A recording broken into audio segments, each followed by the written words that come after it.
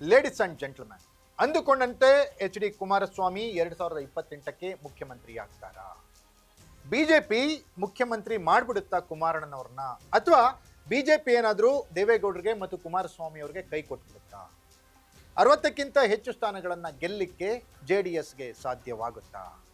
ಕರ್ನಾಟಕದ ಜನ ಪ್ರಬಲ ಪ್ರಾದೇಶಿಕ ಪಕ್ಷದ ಕೈ ಹಿಡಿತಾರಾ? ಏನಿದು ಎಕ್ಸ್ಕ್ಲೂಸಿವ್ ಸ್ಟೋರಿ? ನೆಲ ಜಲ ಭಾಷೆಗಾಗಿ ಪ್ರಾಮಾಣಿಕ ಪತ್ರಿಕೋದ್ಯಮ. ನಾನು ಹೇಮಂತ್.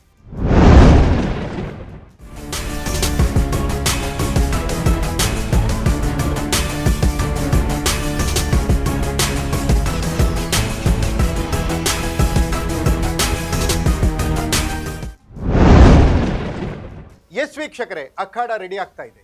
ಎಚ್ ಡಿ ಕುಮಾರಸ್ವಾಮಿ 2028ರ ಮೇಲೆ ಕಣ್ಣಿಟ್ಟಿದ್ದಾರೆ. ಕರ್ನಾಟಕದ ವಿಧಾನಸಭಾ ಚುನಾವಣೆಯಲ್ಲಿ 60ಕ್ಕಿಂತ ಹೆಚ್ಚು ಸ್ಥಾನಗಳನ್ನು ಗೆಲ್ಲಬೇಕು ಅಂತ ಹಠ ತೊಟ್ಟಿದ್ದಾರೆ. ಆ ಮೂಲಕ ಕರ್ನಾಟಕದಲ್ಲಿ ಮುಖ್ಯಮಂತ್ರಿ ಪಟ್ಟಕ್ಕೇರಬೇಕು ಅನ್ನುವ ಕನಸನ್ನು ಕಾಣ್ತಾ ಇದ್ದಾರೆ ಎಚ್ ಡಿ ಕುಮಾರಸ್ವಾಮಿ ಅವರು. 60ಕ್ಕಿಂತ ಹೆಚ್ಚು ಸ್ಥಾನವನ್ನು ಗೆದ್ದರೆ ಇನ್ನುಳಿದ 65 ಸ್ಥಾನಗಳನ್ನು ಗೆಲ್ಲಬೇಕಾದಂಥ ಬಿಜೆಪಿ ಕುಮಾರಣ್ಣನವ್ರನ್ನ ಮುಖ್ಯಮಂತ್ರಿ ಮಾಡಿಬಿಡುತ್ತಾ? 60 ಸ್ಥಾನಗಳಲ್ಲಿ JDS ಗೆಲ್ಲಬೇಕು ಅಂದರೆ ಕನಿಷ್ಠ 90ರಿಂದ 100 ಸ್ಥಾನಗಳಲ್ಲಿ ಸ್ಪರ್ಧಿಸಬೇಕಾಗುತ್ತೆ. ಅಷ್ಟು ಸ್ಥಾನಗಳನ್ನು JDSಗೆ ಬಿಟ್ಟುಕೊಡುತ್ತಾ ಬಿಜೆಪಿ? ಹಾಗೇನಾದರೂ ಬಿಟ್ಟುಕೊಟ್ರೆ 60 ಸ್ಥಾನಗಳನ್ನು ಗೆಲ್ಲುವಷ್ಟು ಶಕ್ತವಾಗಿದೆಯಾ JDS? ದೇವೇಗೌಡರು ಕುಮಾರಸ್ವಾಮಿ ಎಷ್ಟೇ ಕಾಲಿಗೆ ಗಾಲಿ ಕಟ್ಕೊಂಡು ಓಡಾಡಿದ್ರು ಕೂಡ 40 ಸ್ಥಾನ ದಾಟೋದು ಕಷ್ಟ ಅನ್ನುವಂಥ ವರದಿಗಳು ಈಗಾಗಲೇ ಬರ್ತಾ ಇದ್ದಾವೆ, ಸರ್ವೆ ರಿಪೋರ್ಟ್ಗಳು ಬರ್ತಾ ಇದ್ದಾವೆ. ಹೀಗಿದ್ರೂ ಕೂಡ ಮುಖ್ಯಮಂತ್ರಿ ಗಾದಿಯನ್ನು ಕನಸು ಕಾಣ್ತಾ ಇರುವಂಥ ಕುಮಾರಸ್ವಾಮಿಯವರ ಹಾದಿ ಸುಗಮವಾಗಿದೆಯಾ? ಅಂದುಕೊಂಡಷ್ಟು ಸುಲಭವಾಗಿ ಮುಖ್ಯಮಂತ್ರಿ ಆಗಲಿಕ್ಕೆ ಕಷ್ಟ ಆಗುತ್ತಾ ಹಾಗಾದರೆ ಕುಮಾರಸ್ವಾಮಿ ಅವರಿಗೆ ಅನ್ನುವಂಥ ಪ್ರಶ್ನೆಗಳು ರಾಜ್ಯದಲ್ಲಿ ಮೂಡಿವೆ. ಇದಕ್ಕೆ ಉತ್ತರ ಬಿಜೆಪಿಯ ವರಿಷ್ಠರತ್ತ ಬೆರಳು ಮಾಡಿ ತೋರಿಸ್ತಾ ಇದೆ.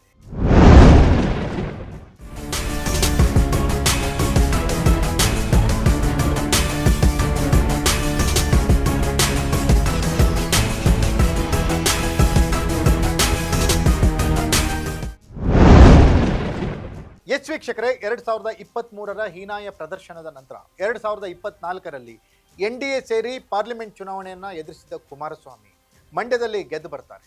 ಮಂಡ್ಯದಲ್ಲಿ ಗೆದ್ದು ಬಂದ ನಂತರ ಕೇವಲ 2 ಸಂಸದರನ್ನು ಹೊಂದಿದ್ರು ಕೂಡ JDSಗೆ NDA ಒಂದು ಪ್ರಬಲ ಸಚಿವಗಿರಿಯನ್ನ ಸ್ಥಾನವನ್ನು ನೀಡಿ ಕುಮಾರಸ್ವಾಮಿಯವರನ್ನ ಕೇಂದ್ರ ಮಂತ್ರಿಯನ್ನಾಗಿ ಮಾಡುತ್ತೆ. ಟಾಪ್ 5-6ನಲ್ಲಿ ಕುಮಾರಸ್ವಾಮಿ ಈಗ ಮಂತ್ರಿಯಾಗಿದ್ದಾರೆ. ಕೇವಲ 2 ಸ್ಥಾನ ಗೆದ್ದರೂ ಕೂಡ ಬಿಜೆಪಿ ಕುಮಾರಸ್ವಾಮಿ ಅವರಿಗೆ ಗೌರವವನ್ನು ಕೊಟ್ಟಿದೆ.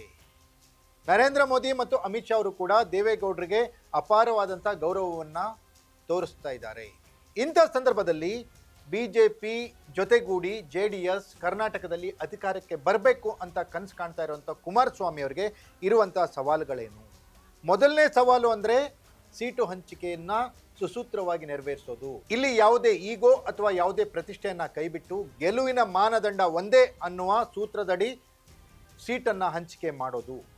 ಜೊತೆಗೆ ಈಗಾಗಲೇ ಶುರುವಾಗಿರುವಂತೆ ಹಳೆ ಮೈಸೂರು ಭಾಗದಲ್ಲಿ, ಮಂಡ್ಯ ಮತ್ತು ಹಾಸನ ಭಾಗದಲ್ಲಿ ಬಿಜೆಪಿ ಮತ್ತು JDS ನಾಯಕರ ತಿಕ್ಕಾಟವನ್ನು ಈಗಲೇ ಶಮನಗೊಳಿಸೋದು.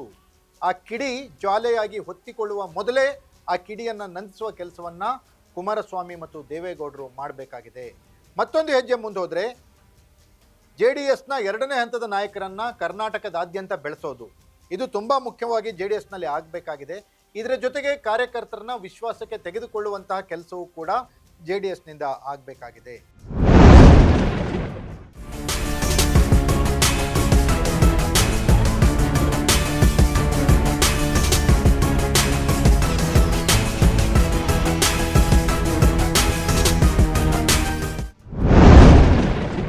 ಕುಟುಂಬ ರಾಜಕಾರಣವನ್ನು ಹೊರತುಪಡಿಸಿ JDS ಅನ್ನುವ ಒಂದು ಸ್ವತಂತ್ರವಾದಂಥ ಪಕ್ಷ, ಕಾರ್ಯಕರ್ತರ ಪಕ್ಷವನ್ನು ಕಟ್ಟಿಕೊಳ್ಳುವಂಥ ಅನಿವಾರ್ಯತೆಗೆ ಈಗ JDS ಸಿಲುಕಿದೆ. ಈ ಎಲ್ಲ ಸವಾಲುಗಳನ್ನು ಯಾವ ರೀತಿ ಕುಮಾರಸ್ವಾಮಿ ಯಶಸ್ವಿಯಾಗಿ ಎದುರಿಸ್ತಾರೆ? ಈ ಎಲ್ಲ ಸವಾಲುಗಳನ್ನು ಮೆಟ್ಟಿ ನಿಂತು 2028ಕ್ಕೆ ಕುಮಾರಣ್ಣ ಮುಖ್ಯಮಂತ್ರಿ ಆಗ್ತಾರಾ? ಕಾದು ನೋಡಬೇಕಿದೆ. ಇದಾಗಿತ್ತು ಎಕ್ಸ್ಕ್ಲೂಸಿವ್ ಸ್ಟೋರಿ. ನೆಲ ಜಲ ಭಾಷೆಗಾಗಿ ನೋಡ್ತಾ ಇರಿ ಫೋಕಸ್ TV.